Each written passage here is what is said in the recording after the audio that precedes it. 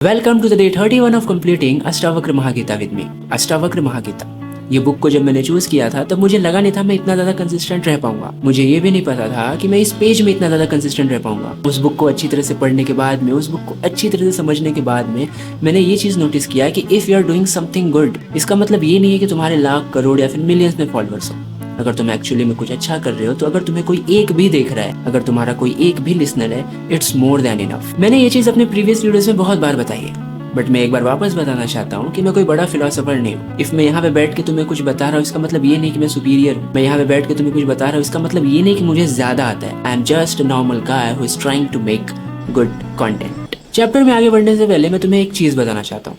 अगर तुम्हें लगता है कि तुम रील्स को देख के तुम्हारे अंदर कुछ तुम्हें रियलाइज हो जाएगा, कुछ घट जाएगा या फिर तुम बदल जाओगे, बहुत मुश्किल है। तुम्हें लगता है कि तुम अच्छे अच्छे कंटेंट्स को कंज्यूम करके अगर तुम्हारे अंदर कुछ चेंजेस आ जाएंगे, ये भी बहुत ज़्यादा मुश्किल है। मैं तो यहाँ तक कहता हूँ कि अगर तुम महान से महान गुरु के सामने बैठ जाओ और तुम खुद रियलाइज़ नहीं कर रहे हो, चीज़ें खुद नहीं समझ रहे हो, तुम्हें खुद नहीं पता है कि क्या प्रॉब्लम है, कुछ नहीं हो सकता।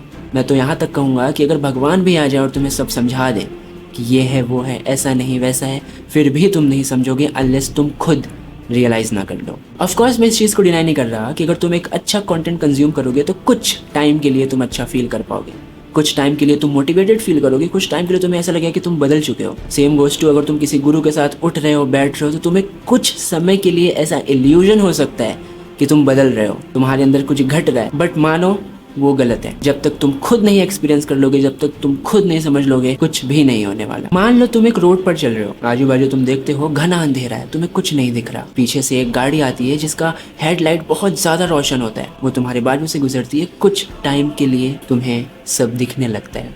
यही तुम्हारी लाइफ है। हम जहाँ पे हैं, हम जिस जगह पर खड़े हैं, वो अंधेरा ही अंधेरा है। कुछ अच्छी चीजें कंज्यूम करते हैं, कुछ अच्छे गुरुओं का सुन लेते हैं, कुछ अच्छी बातें सुन लेते हैं, तब हमें लगता है कि हाँ सब कुछ रोशन हो रहा है।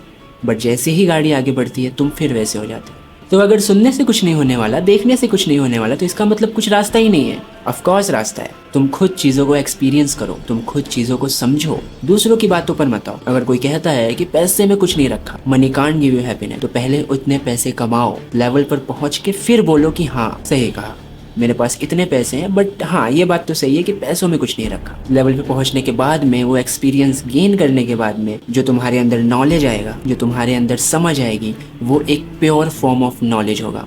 तुमने वो नॉलेज को कहीं से सुना नहीं होगा, तुमने उस नॉलेज को कहीं से कॉपी पेस्ट नहीं किया होगा, उस नॉलेज को कहीं से सुन के कहीं बताया नहीं होगा। वो नॉलेज तुम्हारे खुद के अंदर से आया होगा, वो नॉलेज तुम्हें तुम्हारे एक्सपीरियंस से आया होगा।